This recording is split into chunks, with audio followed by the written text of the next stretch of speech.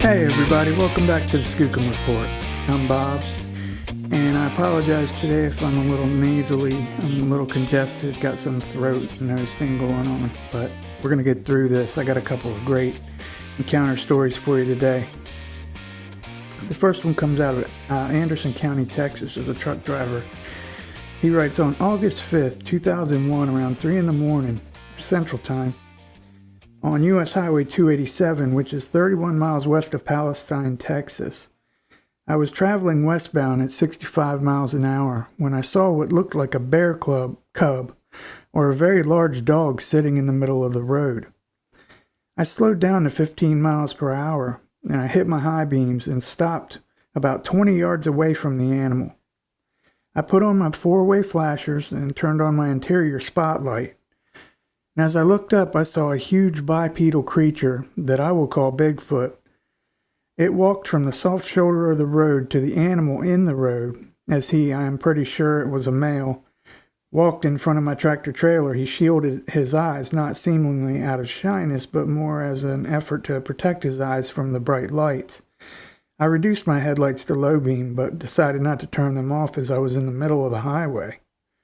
I was doing my best to protect them by blocking the road with my tractor trailer. The big male went over to what I realized was a toddler. He grabbed its shoulder and attempted to grab the little one's arm, and the little one scooted away like a child trying to get away from a parent that wants the child to go somewhere, and when the child doesn't want to go. The little one had greater agility than the big male. The little one squirmed and scrambled and scooted further up the road from where they were. Then something caught my eye and ear directly next to my driver's window. I casually looked over, and within 2 feet of my face was a female. No doubt a female. She had nursing breasts, extended nipples. Her eyes were almost even with my eye level. I measured from where the top of her head was. It came up to my mirror. It was about 7 foot 4 inches tall. The male was at least a foot taller than her, plus some. She had a gamey smell to her, but she didn't stink, and immediately upon seeing her, I just froze and I smiled and showed my teeth and just tried to be as still as I could. And from the interior spotlight, which pointed down towards my lap, I'm sure she was able to see me clearly, because I certainly saw her clearly. So clearly that I could smell and feel her breath. I particularly noticed the volume of air that she breathed. Not out of breath or even heavy breathing, just a large volume of air with each breath. I again smiled at her and asked, "Is the baby okay?" She slowly smiled back at me, and I noticed a dental anomaly when she did. Either she had a double row of teeth, or the crowns of her teeth were split on the top center to give the impression of 2 rows of teeth. It was kind of odd. She then reached into the tractor trailer and stroked my beard, like I do when I'm thinking. My beard is mid-chest length and multicolored. It was then I realized the large male's head was identical to mine, although his beard was just a little shorter. The female had thin facial hair on her chin, and the rest of his hair or fur was dark brown with traces of gray and white on his shoulders, back, and chest. She was a mixture of brown and reddish-brown hair or fur, mostly reddish-brown.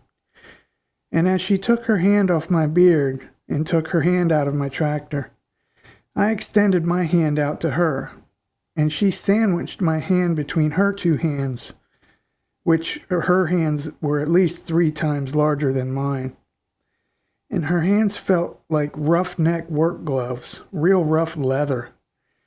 At this point, she gave me a soulful look. From her facial expressions and her watery eyes, I took it that she was saying, "Thanks for not running over my baby." The eyes were not dead eyes. They were bright and moist, just very dark brown. They were not black. The large male had the child under his left arm like a sack of potatoes. He never looked directly at me, and I watched him walk back into the tree line. And that's when I noticed at least 3 more, I suspected even more, standing at the tree line over there. They ranged from height of the height of the female to slightly shorter, but none of them came close to the size of the male. Please do not use my name, and I have no objections for your use of this report, but please don't use my name. I've never been a fan of the paranormal, UFOs, aliens, time travel, etc. And I never had any belief in what I saw until I saw it. And I have no fear of these creatures, and I believe any use of deadly force would have been borderline homicide, no doubt in my mind. I have thought of 10 million things that I coulda, woulda, and shoulda done if given the opportunity again. I know, however, this was a once-in-a-lifetime event, and I'm not seeking any publicity or monetary gain from this experience. Thank you. I'll be damned. Imagine sitting in your car or your truck and one of them creatures reaching in and stroking your beard or your hair and just smiling at you and checking you out. I would be frozen with fear, but this guy was like kind of communicating with him a little bit. You never know what you're going to do in a position like that, I guess. I've often thought of what I would do in certain positions, or if certain things happen, and sometimes certain things do happen, and I do complete opposite of what I thought I might do, or I'm calmer than I thought I would be, or things like that. You just never know how you're going to act when something like that happens. This next sighting is called Strange Sighting in the Texas Hill Country. This was back in 1973. And this gentleman writes, in the summer of 1973, the 5 of us all had a day off together, me and 4 of my buddies. And that was very rare. Hardly ever happened like that we all had the day off at the same time. But taking a rifle with us, we went to the ranch of one of the guy's grandfathers. And we did a little shooting and then decided to go on down the road and stop by another ranch where we just hung out and did a little exploring. The sun went down and we decided to head for home in San Antonio. We went down a dirt road and had gone a couple of miles when we had a flat tire. We were in this old Rambler station wagon. As we were changing the tire, we noticed that all the night sounds could be heard on the right-hand side of the road, but there was silence on the left. We really did not worry about it whatsoever because one of the guys said that maybe there was a predator out in the brush, and we did smell a strange odor, but it was faint and we thought that maybe something had died. When the tire was changed, we all climbed in and the car started, put it in a drive, and allowed it to just accelerate or creep ahead on its own. One guy drove, another sat next to him, and I was in the middle seat alone, and the other 2 guys stood on the lowered tailgate of the station wagon, one with the rifle and one with a very good spotlight. It's pretty obvious what they were doing, spotlighting deer. As the car started to creep ahead, I noticed movement to my left, and I turned around to the back to say something. It was at this time that the guy holding the flashlight said, "Look at the size of that son of a bitch." Almost instantly, I saw the guy with the rifle raise it and fire. All I could see at that close range was about the chest to the pelvis area of a huge hairy thing that turned sideways when the gun went off. There was enough light to see short, blackish brown hair, and as the car continued moving, I heard a grunt and saw the thing for the first time. The hands were raised to the sides and they were hairless. The head appeared domed, but the eyes glowed red, and the teeth, or some of them, were pointed. Now, this is in parentheses. I guess the writer said, "I don't know what the witness saw that night, but this description is not typical of the North American Sasquatch, and it sounds more like the description of the Wisconsin werewolf, and it's very strange." And it does sound very, very different. The guys on the tailgate both ducked down into the car, but the light remained trained on this thing. It took a couple of steps towards us, then turned and ran like a man to what we called a deer-proof fence. It grasped the top 3 or maybe 4 strands of wire and jerked them down, and then vaulted the fence. I remember hearing a sound like the wires popping, but I could not be sure.